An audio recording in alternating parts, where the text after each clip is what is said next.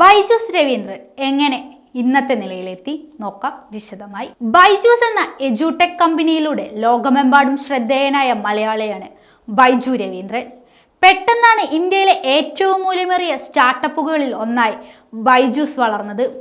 Online വിദ്യാഭ്യാസം വ്യാപകമാകുന്നതിന് മുമ്പ് തന്നെ ഇതിന്റെ സാധ്യതകൾ തിരിച്ചറിഞ്ഞത് ബൈജൂസിനെ ശ്രദ്ധേയമാക്കി. ആഗോള കമ്പനികൾ ശതകോടികളുടെ നിക്ഷേപം ഒഴുക്കി. ലോകത്തിന്റെ വിവിധ ഭാഗങ്ങളിലേക്ക് ബൈജു രവീന്ദ്രൻ ബിസിനസ് വ്യാപിപ്പിച്ചു.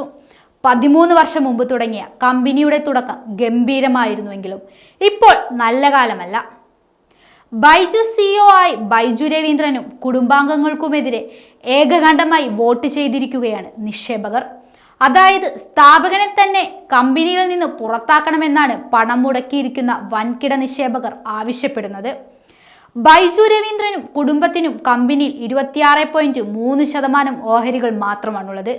ബാക്കി ഓഹരികൾ ജനറൽ അറ്റ്ലാന്റിക് പ്രോസസ് തുടങ്ങിയ വൻകിട നിക്ഷേപകരുടെ പക്കലാണ്. ബൈജൂസ് നിക്ഷേപകരുടെ അവകാശങ്ങൾ ലംഘിക്കുന്നുവെന്നാണ് പരാതി. എങ്ങനെയാണ് ഇങ്ങനെയൊരു അവസ്ഥയുണ്ടായത്? എഡ്യൂടെക് കമ്പനിയായ ബൈജൂസ് കടുത്ത സാമ്പത്തിക പ്രതിസന്ധി നേരിടുന്നതിനായുള്ള സൂചനകൾ കുറച്ചു നാളായുണ്ട്. തുടക്കത്തിൽ ബൈജു രവീന്ദ്രൻ ഇത് നിഷേധിച്ചെങ്കിൽ നാൾക്കുനാൾ പ്രതിസന്ധി രൂക്ഷമായി. കമ്പനിയിൽ കൂട്ടപ്പിരിച്ചുവിടലുകൾ ഉണ്ടായി. വായ്പാ തിരിച്ചടവ് മുടക്കിയതിനാൽ വിദേശ രാജ്യങ്ങളിൽ കേസുകൾ എത്തിയതോടെ കമ്പനിയുടെ മൂല്യം കുത്തനെ ഇടിഞ്ഞു. കമ്പനിയുടെ എക്കാലത്തെയും ഉയർന്ന മൂല്യത്തിന്റെ വെറും 10% കമ്പനിയുടെ മൂല്യം കുറയാൻ കേസുകൾ കാരണമായി. അടിത്തറയിളകിയോ? കോവിഡ് കാലത്ത് ഓൺലൈൻ വിദ്യാഭ്യാസം വ്യാപകമാകുമ്പോൾ പോലും ബൈജൂസിന് $2200 കോടി മൂല്യമുണ്ടായിരുന്നു. എന്നാൽ പിന്നീട് $100 കോടി മാത്രമായി മൂല്യം ഇടിഞ്ഞു. കോവിഡിന് ശേഷം ഓൺലൈൻ വിദ്യാഭ്യാസത്തിനായുള്ള ഡിമാൻഡ് കുറയാൻ തുടങ്ങി. പക്ഷേ ഈ രംഗത്ത് കടുത്ത മത്സരമുണ്ടായി. മികച്ച സേവനം നൽകുന്ന പ്രാദേശിക ആപ്പുകളോടും കമ്പനികളോടും പൊരുതി നിൽക്കാൻ ബൈജൂസിനായെന്ന് പറയാനാകില്ല.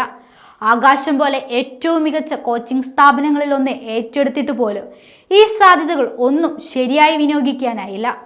സ്പോൺസർഷിപ്പുകൾക്കോ പരസ്യങ്ങൾക്കുമായി നല്ലൊരു തുക പൊടിഞ്ഞപ്പോൾ സമാന്തരമായി ബിസിനസിന്റെ അടിത്തറ ശക്തമാകുന്നതിൽ പരാജയപ്പെട്ടു എന്ന് വേണം കരുതാൻ. അക്കൗണ്ടിങ്ങിലെ സുതാര്യതക്കുറവും ഫണ്ട് കൈമാറ്റത്തിലെ വിനിയോഗത്തിലെയും പാളിച്ചകളുമൊക്കെ ഇതോടൊപ്പം ചേർത്ത് വായിക്കണം. വിദേശ നാണ്യവിനിമയ നിയമം ലംഘിച്ചു പണമിടപാടുകൾ നടത്തിയെന്ന ആരോപണം ആദായ നികുതി വകുപ്പിന്റെ വലയിൽപ്പെടാൻ ഈടാക്കിയതും പ്രതിച്ഛായയ്ക്ക് മങ്ങലേൽപ്പിച്ചു. വായ്പാ പലിശ മുടക്കിയതിനാൽ 2023 ബൈജൂസിനെതിരെ ഒരു വിദേശ കമ്പനി കേസ് ഫയൽ ചെയ്തതോടെ നിയമപരമായ പ്രശ്നങ്ങളും തുടങ്ങി. കമ്പനിയുടെ ഫിനാൻഷ്യൽ ഓഡിറ്ററായ ഡിലോയിറ്റും 2023 പടിയിറങ്ങുകയായിരുന്നു.